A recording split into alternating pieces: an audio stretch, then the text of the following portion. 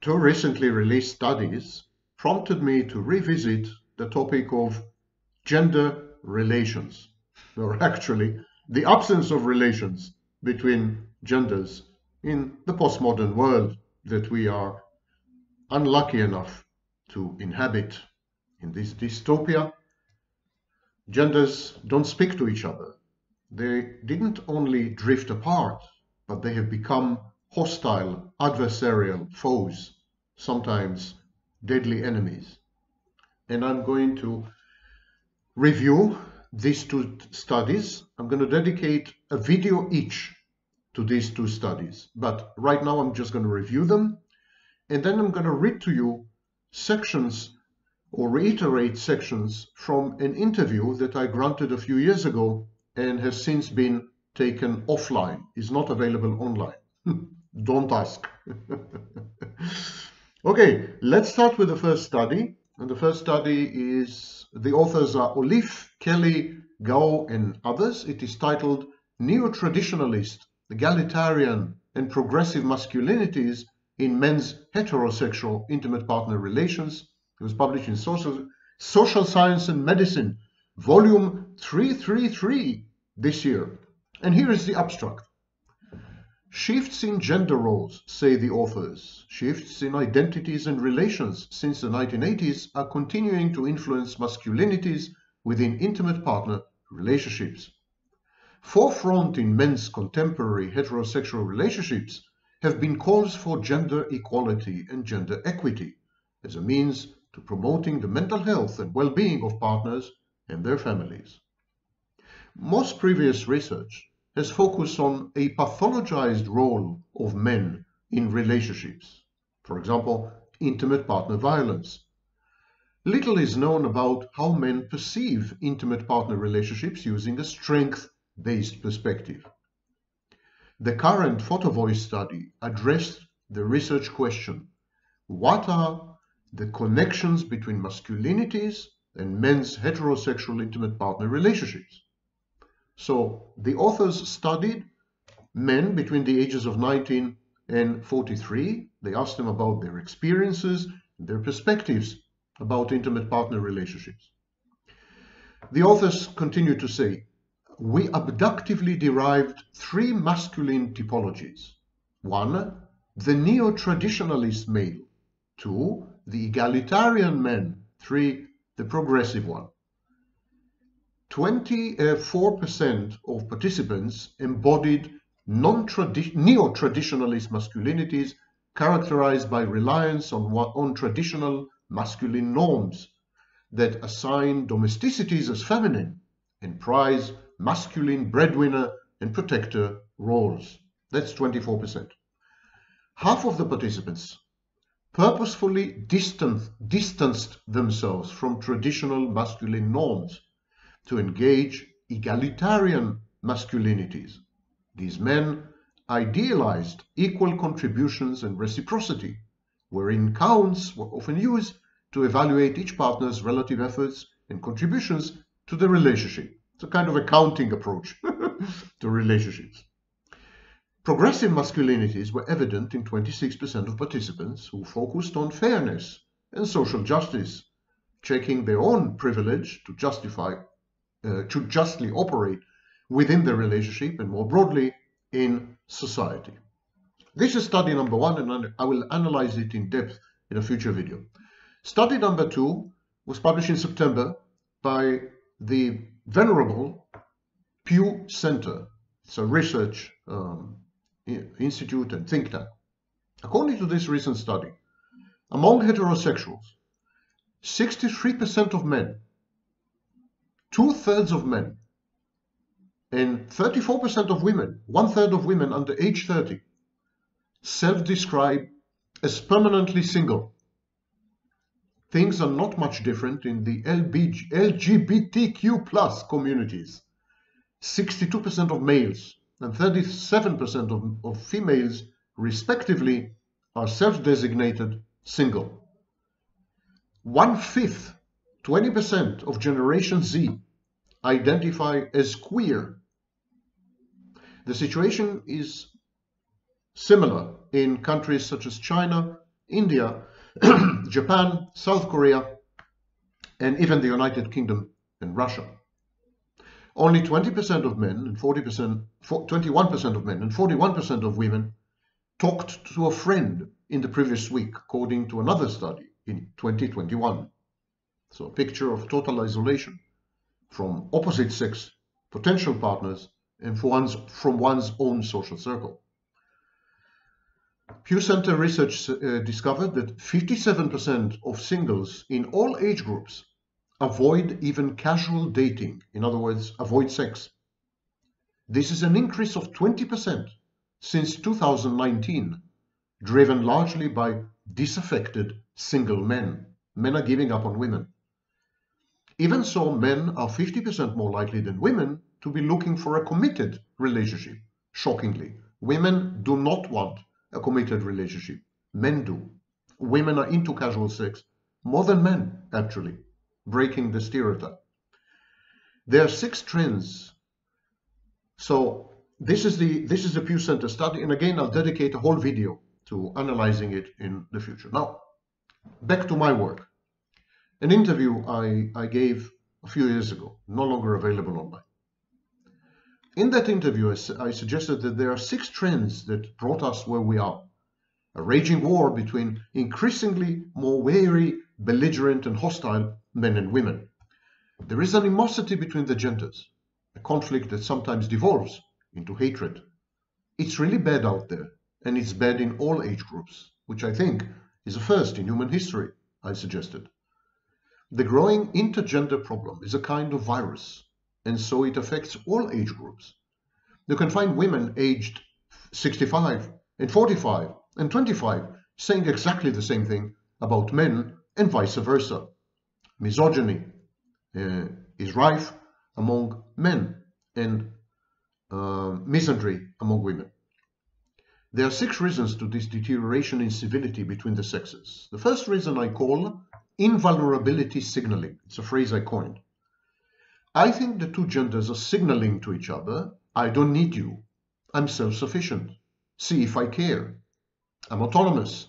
I have my goals and I'm focused on them. I don't have emotions. I'm uninvolved. I'm not vulnerable. So while in the past, until let's say 40 years ago, people were signaling to each other their vulnerabilities in order, for example, to have sex or to date, people are now signaling to each other their invulnerability. It's a kind of F-off message or signal. And this has become an ossified ideology. It's cool to be vulnerable. It's the right thing to do. The second trend is what Barbara Risman described as gender vertigo. Gender vertigo is the outcome of having dispensed with classical traditional gender roles, men, women.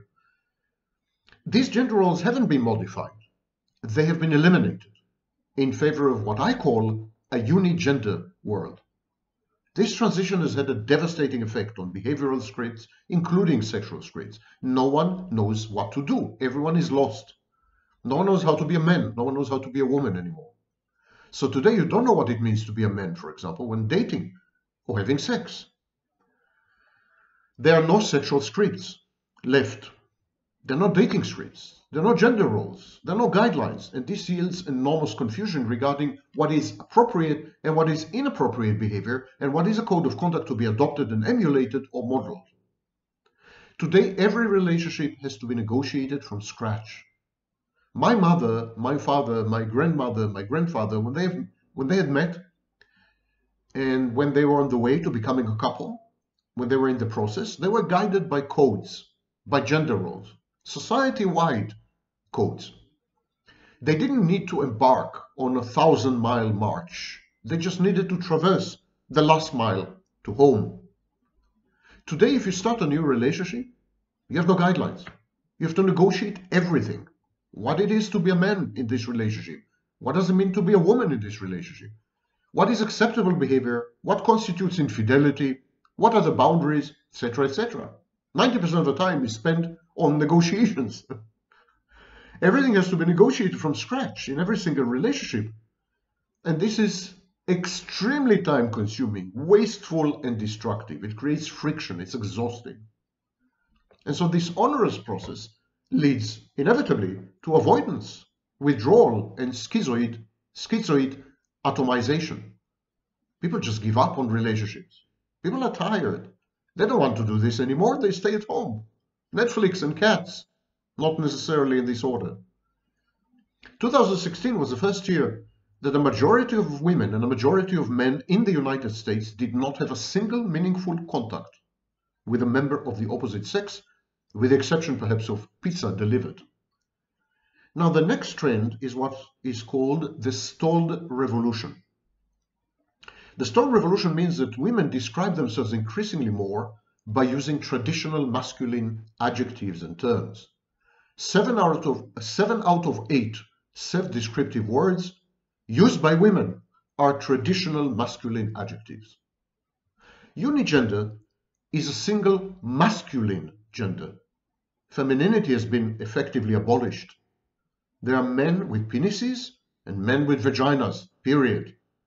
We are all masculine. Women have become breadwinners. Women have surpassed men in a variety of areas. They're far more educated, for example. Women have become men. Women aspire to be men, or more precisely, narcissistic and psychopathic men. So there is a convergence of being men and being a man and being a woman. And the politically correct media, the mainstream media, adore this uniformity, embellish it, promote it. Consider the moronic phrase pregnant people. The CNN and the New York Times no longer use the phrase pregnant women. It's now pregnant people. It's like saying people with testicles, not men. You know, we are all people in the new world. We're not men. We're not women. We're just people. Some of us mysteriously get pregnant. That's it. Eliminating this beautiful difference, this wonder, this charm between the genders, the source, the engine of attraction, of sex, sexuality, fecundity, fertility, procreation, and recreation, eliminating this polarity between men and women made us so much poorer. We are utterly impoverished nowadays when it comes to the relations, what's left of them, between men and women. Gradually, the very concept of sex is equally being erased via the concept of sex fluidity. Let me make something clear. Transgender and transsexual people do possess innate experiences of not belonging to their biological sex. That is an indisputable fact. It's known as gender dysphoria. There's no reason for these people to not act on this innate feeling and change their sex in order to conform to how they feel. But gender fluidity and sex fluidity as ideologies, as identity politics, these have nothing to do with gender dysphoria.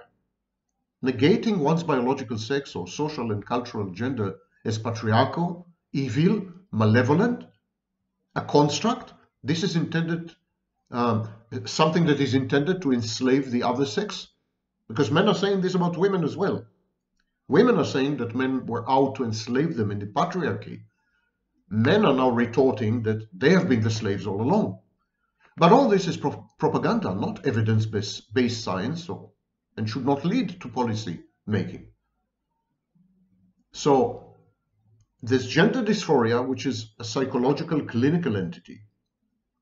And then there's ideology, patriarchy, the other sex is evil, malevolent, sex as construct, the aim of one sex to enslave the other. All this is not science.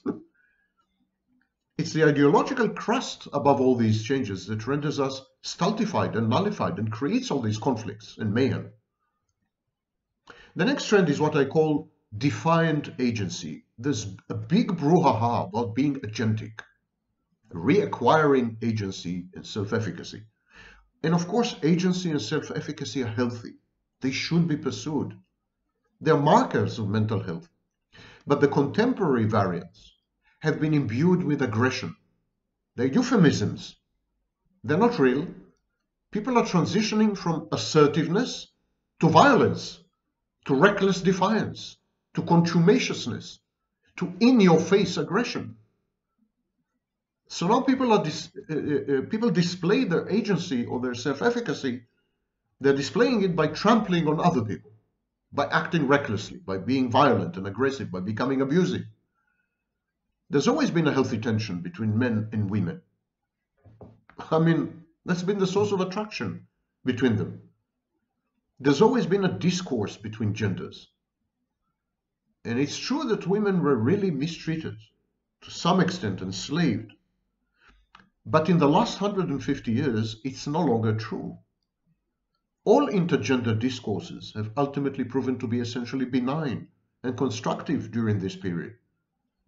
Had the discourse been malevolent and malignant, women would not have been where they are today, more liberated and emancipated. Men gave them this power. Men gave up on this power. So it seems that men had participated in the discourse in good faith, at least judging by the outcomes. We are not there yet. Equity is still to be attained and obtained in a variety of areas, but we have come a long way, a very long way. The intergender dialogue has been useful. Instead, now we are corrupting it. We are contaminating it. We are rendering it malignant because we are making this discourse defiant, hostile, aggressive, instead of agentic. The last trend is what I call the enshrined double standard. Now, there's always been a double standard. Of course, women who behaved in a certain way sexually were castigated as sluts.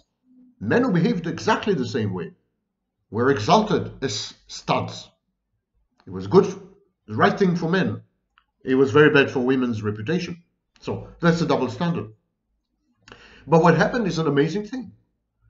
Women have adopted the male double standard. Women are trying to conform to chauvinistic male stereotypes of sexually emancipated women. Nowadays there's slut pride parades and I don't know what. Women don't realize that to be a slut is to conform to the most extreme misogynistic male stereotype of women. If you're proud of the raunch culture, you're a chauvinistic man's wet dream. You conform to his worldview and his perception of you as a woman. Women claim to be empowered, but there are multiple studies, for example, by Lisa Wade, by Kerry Cohen, by many others, that demonstrate that the women who claim to be empowered are the most actually suppressed. Women who claim to be empowered the most are the women who had adopted and internalized and introjected the male double standard. For example, these kind of women, the most promiscuous and sluttish, they told the researchers, I've had 40 sexual partners, but don't tell anyone because it is shameful. So these women are emancipated, they're empowered, but they do it stealthily, secretly, surreptitiously. Why? Because men and other women will think badly of them. And had anyone known about their body count, they would be ostracized. So these women have actually adopted the male double standard. And this duality, this self-denial, this self-deception, they're driving the genders apart because women are conforming to stereotypes held by narcissistic, chauvinistic, misogynistic men. The majority of men find this very off-putting because most men are not chauvinistic, not psychopathic, not narcissistic. Most men are good men. And these typical men are beginning to find women disgusting, repulsive, off-putting, the same way they find narcissistic, psychopathic men repellent. Good men detest psychopathic, narcissistic men. And when women begin to resemble these psychopathic, narcissistic men, they push away good men. They become repulsive to good men. So there is a break, a schism between the genders because women are acting the part that actually the vast majority of men don't want them to act. And men are acting the part that now women are rejecting because it doesn't sit well with the alpha male, narcissistic, chauvinistic, psychopathic kind of guy, the bad guy. And so men give up. Men give up on education, men give up on finding a job, men give up on commitment or investment. Men who are more into dark triad personalities, men who are psychopathic, men who are narcissistic, just take advantage of women's promiscuity and accessibility and abuse them in a variety of ways. They become predators. Women are rejecting themselves. Women have internalized and introjected the double standard, the male double standard. When you say, I'm a slut, supposedly it's a proud self-designation, but actually deep inside you feel shame. And this shame is an introject of the male gaze. This inner dissonance creates self-harming and self-trashing behaviors. The incidence of sexual self-trashing and other forms of self-harming among women is much, much higher than today than it has been 40 or 20 or 30 or even 20 years ago. For example, the incidence of depression among teenage women under the age of 25 is up by 300%. Anxiety disorders among teenage women have skyrocketed by more than 550%, according to studies, especially studies by Twenge and Campbell, conducted between 2008 and 2018. And all this started long before COVID. COVID may have served as a minor catalyst. The influence of social media and the exposure to screens have been postulated as possible etiologies. But I believe that the fact that women feel bad with having internalized male chauvinistic, psychopathic, narcissistic stereotypes of themselves, this has driven them to self-punishment and self-rejection and self-destruction and self-defeat. Women feel ego-dystonic. They feel ashamed of themselves. They feel guilty. They act this way. They betray themselves. They deny themselves because they're expected to act this way because they're empowered. And who told them that? Who told them that? Men, essentially, initially. Men. It's the male gaze that has always defined them, now is defining them as promiscuous. But deep inside, this sucks. Women feel bad. They feel that they are not themselves. They feel that they are acting. It's a role play. I consider it a form of self-harming and self-trashing, self-punishment for not being you, for succumbing, for giving in, for falsifying and betraying yourself if you're a woman. Not all women are Madonnas and not all women are whores, but we can safely generalize, statistically speaking, about the behavior especially of younger women. A true feminist would encourage women to free themselves of the male gaze, the defining male gaze, altogether. A true feminist would encourage them to not adopt the gaze of the psychopathic, narcissistic male, the predators who are having a field day with female promiscuity. As to men, why would men choose to be monogamous? Monogamy is a cost. Why would you pay anything for something you can get free, for free? It's not nice to say, but throughout the ages, women have been trading sex for stability, for longevity of relationships, and for child rearing. Sex was the coinage of the intergender coinage. That was the deal. It was transactional. And now women are giving this for free. It's totally self-destructive, and they're calling it self-empowerment. Anything that is commodified is devalued. Women feel pressured into engaging in sex acts, which in the past used to be reserved only for intimate partners. Women and men have always maintained a kind of inventory. These acts I'm doing with strangers, and these acts I reserve only for my intimate partners. I never kiss with a stranger, for example. There are some things I never do with the strangers, and I do them only with my intimate partner, so that my intimate partner could feel special. And now this is gone as well. The specialness is gone. The mystery. And it's very sad. It's a disenchanted world. Weber called it the great disenchantment. It's especially sad for people my age, because I had witnessed and experienced the world before. Now, women would say it was a patriarchal world. It was a men's world. Yeah, to a large extent that's true. And these vestiges of masculine dominance should have been dispensed with. But we threw the baby with the bathwater, with the bathroom, and with the entire apartment, I'm afraid. The assumptions of the intergender dialogue have changed. Everything is kept on the surface. Real intimacy is shunned. And this harks back to the first trend. Remember? Invulnerability signaling. If you let anyone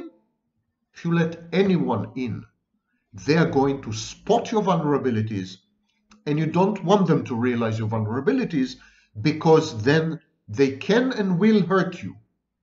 They're going to hurt you for sure. They're going to take advantage of you. It's a given. So you're not going to let them in.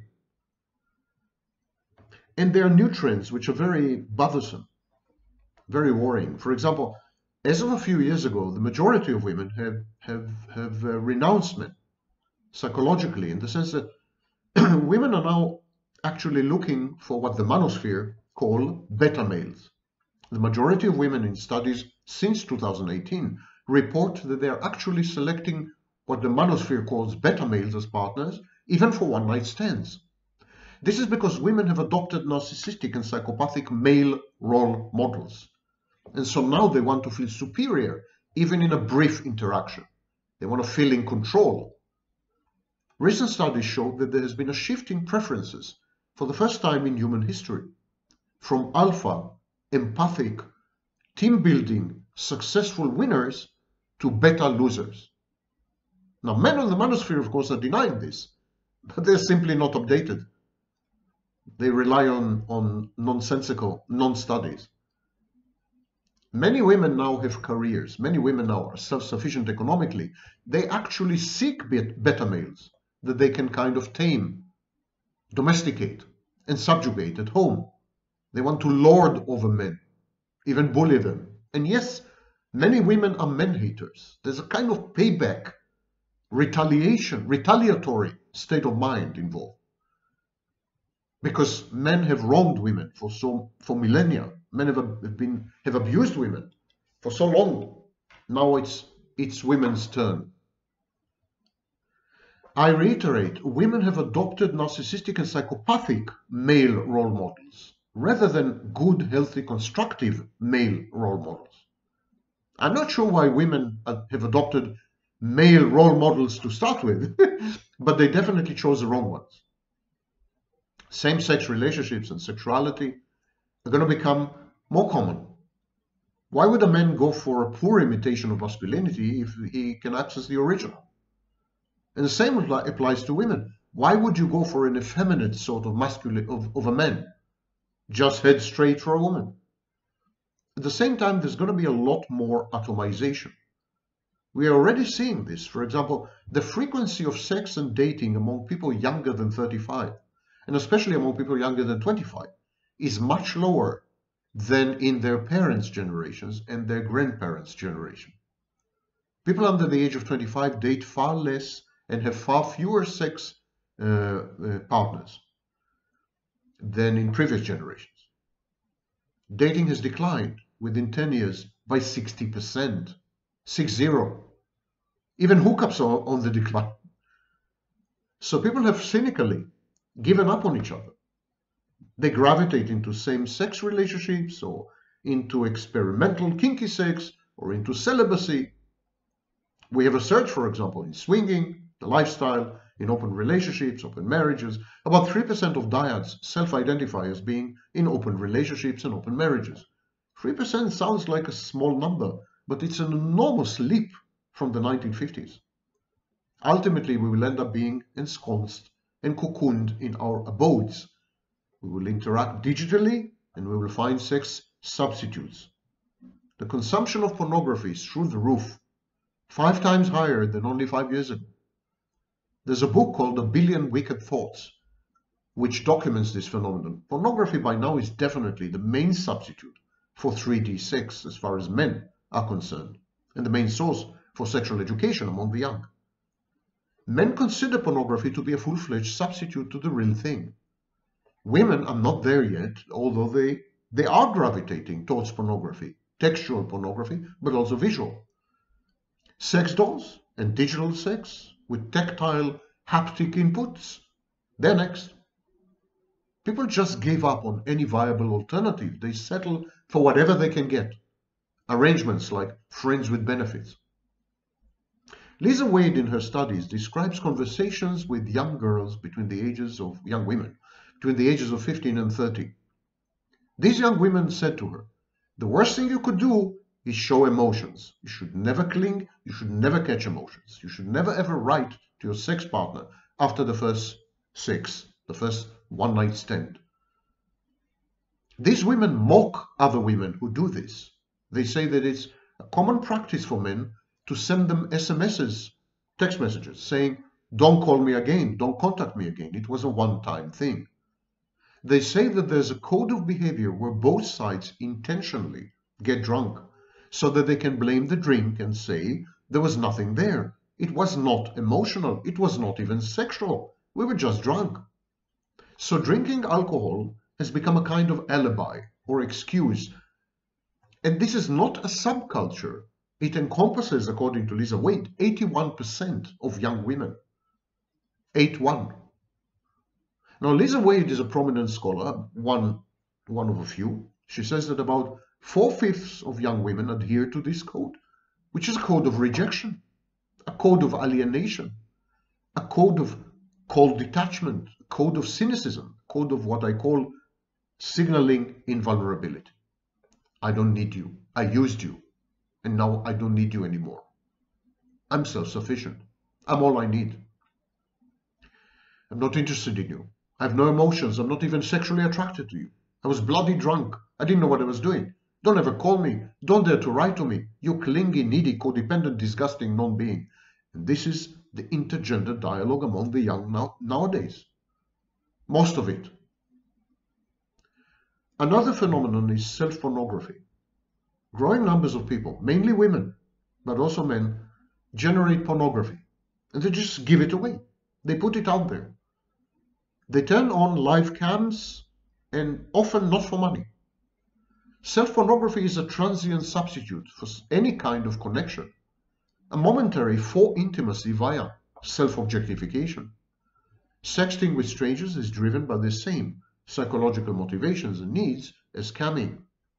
So today a woman who refuses to masturbate on camera, she needs help. Something's wrong with her. She's a prude who is denying her own sexuality. This empowerment thing is all male dictated. It's all male oriented. It's male self-interest. It's ironical. It's crazy. It's mind-blowing. It's a male's wonderland. And women comply and collaborate and collude as they've always done. Women are converting themselves into a commodity, objectifying themselves. And then they are giving themselves freely to men who demand it because they have stereotypes of promiscuous women. And then these women are proud of what they have become.